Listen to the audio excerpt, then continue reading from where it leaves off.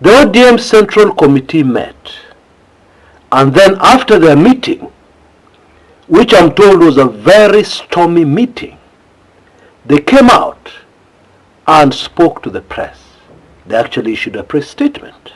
Now, to understand why this is a very major political development in the country called Kenya, we need to note something very simple. What were Kenyans expecting from this meeting?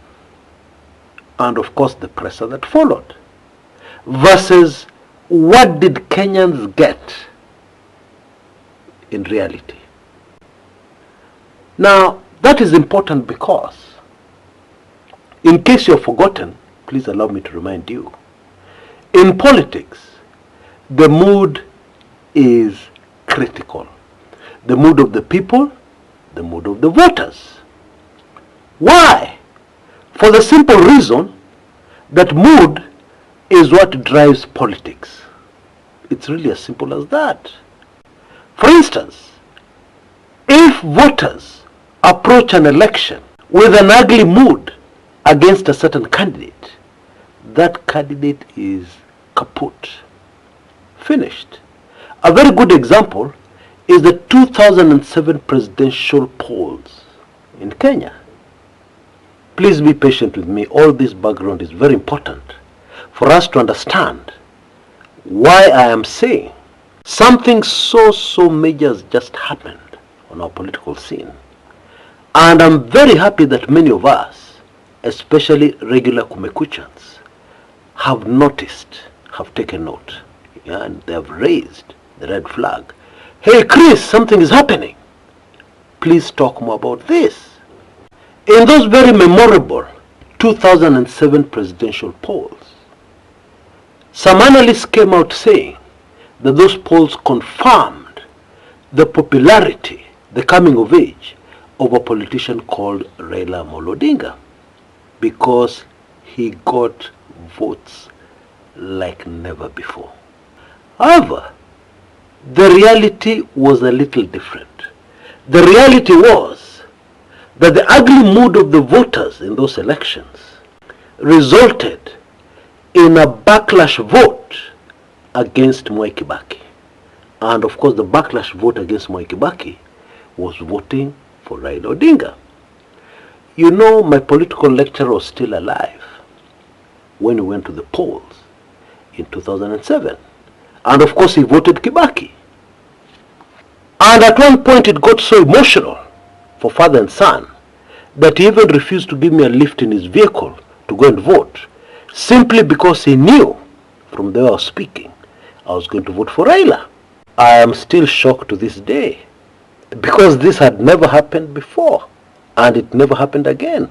Hey, those elections were very emotional. And so my point is, emotions are critical in politics. Emotions are what drive politics. And so ODM came out with a statement to the Kenyan public, a public which is very raw with emotions, anti-UDA emotions, anti-Ruto regime emotions. They came out and fed their narrative from the meeting to the people of Kenya. Now, how do you think the people of Kenya received that information? It is actually like rubbing salt on fresh wounds. That is exactly what it was. Just be patient, stay with me, and I will tell you the devastating result of that presser yesterday. You will be shocked. And so, let us dive in a little deeper into what really happened at that meeting. Well, participants admitted in the press statement that it was a very heated meeting, that many members came with very many different views. And of course we can guess which members. We can guess that Secretary General of the party, Bwana Sifuna, was leading the charge to urge ODM to save the party and exit the broad-based government. Other less radical views at that meeting was for ODM to go on a go-slow, or to temporarily withdraw from the broad-based government with a few demands on Ruto, on things that he has to correct urgently. Well, if you ask me, even that one would not have appeased Kenyans, considering the mood of Kenyans right now as we speak. And you can't ignore people's moods. You can't. You can't ignore the mood the voters have. You can't. How do you do that? Hey, there is no way. Now here's something that will surprise most of us.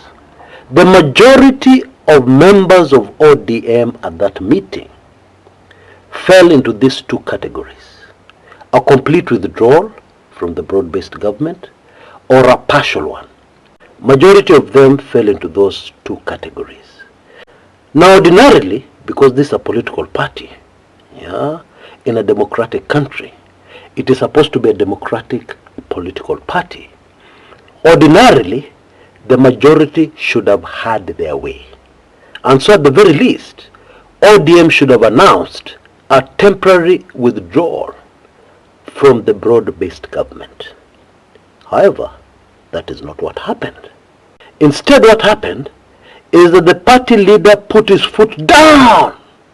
The party leader put his foot firmly down and said, no, we are not withdrawing from the broad-based government. Now, let us tackle that for a minute or so. Okay? And let us agree on one thing. It would seem that Raila Odinga, fearless, courageous, brave Raila Odinga, in this particular instance, has his hands tied. He cannot withdraw. He cannot withdraw from his marriage with Ruto. Despite the very obvious political signals, which Raila has always been very good at spotting, very early, and acting accordingly. And so my question is, what is Raila scared of? What is Raila scared of? What is this thing that has tied the hands of Raila, that has suffocated him to such an extent that he cannot dare move out of the broad-based arrangement? What is it? Because there's something. Now I know some of us can guess the answer to that question, actually most of us. And I know some of us know for a fact the answer to that question. But in case you're still in the dark, I would refer you to this special report I produced some time back. Many of you regulars in terms of ordering special reports, you already have this one. Just go back and refer to it. But then for anybody who does not have this special report, I'm giving you an opportunity to order it. A one-off opportunity. You can see details on your screens right now. For only Kenya shillings 999. You can have this report in your inbox. Pop! And you will get the shell-shocking answer to that question. But for now, let us proceed. And so, Raila had his way. And Raila's way, unfortunately, is against the will of the majority of supporters, the few supporters left of the ODM party. And even more scary for the future and health of the ODM party, Raila's decision will now force the hand of many politicians within ODM to act with speed to save their political careers. In other words, bila kizungu mingi, the ODM party, now it is official, kwisha maneno. Na kwisha maneno kabisa. There is somebody who shot me an email and they made a very interesting comment. They said the body language of the members of the ODM Central Committee was very clear. They were not happy. They were jittery. Some of them looked scared. And I totally agree. I totally agree. It's rather obvious.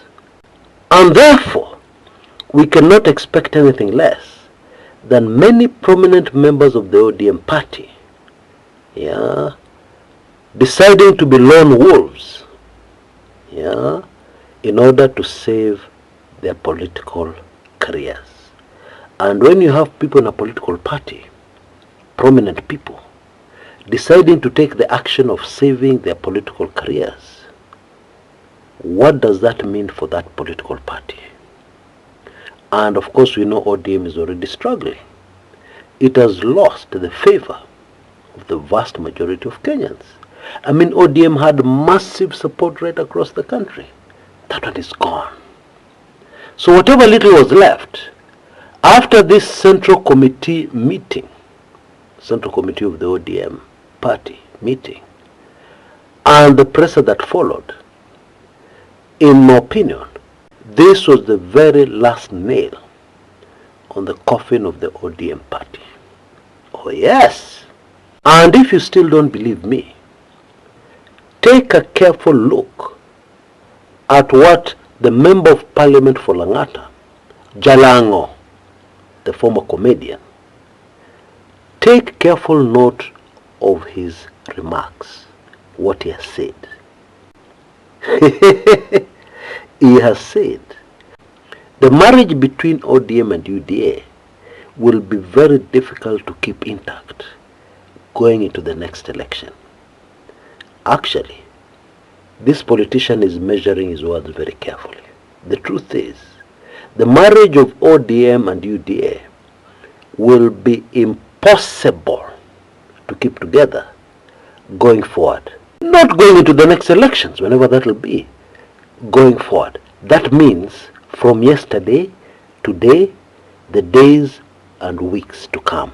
Let's not even talk about months.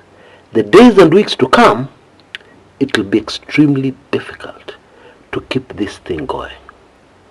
And let us not forget that already we have had clear murmurs in public from top UDA people like Oscar Sudi, complaining and saying, no, we smell betrayal. I'm sure many of us are aware of that. In other words, it appears that what is going to go down here is that Raila Odinga and ODM are not going to withdraw from the broad-based government. What is going to happen is that the ODM party is going to be finished while they're still within the broad-based government. To be clear, if the government is the Titanic, the ODM wing of the ship is going to go down fast. That should be clear. And then of course the rest of the ship will follow the ODM wing down into the bottom of the ocean. That is what I foresee. I don't know what your opinion is, but I'd be happy to hear it in the comments area below. The take-home lesson here: if you're in politics, never ignore the mood of your supporters.